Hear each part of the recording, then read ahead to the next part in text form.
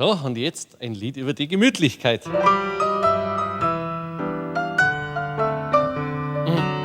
Also, nein. Also, so viel Zeit haben wir auch wieder nicht. Jetzt zieht's mal ein bisschen an.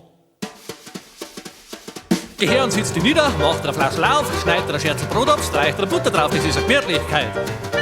Das ist eine Gemütlichkeit. Das ist die gute alte, schöne, steile, bayerische Gemütlichkeit. Ja, sag Mädli, wie mit dir. Sag Mädli, was noch nie. Ein Prosit auf diese steile Zeit der Gemütlichkeit. Prost! Jawohl, Prost! Prost! Prost! So, Prost beieinander. Und nochmal. Prost! Gemütlichkeit! Gemütlichkeit, sei doch nicht so ungemütlich. Da geh her und hock dich nieder, Hektik, haben keine Lieder. Geh mal weg von deinem Computer, nimm dir Brot und Butter, nimm dir täglich 2 Minuten Zeit. Für die Gemütlichkeit.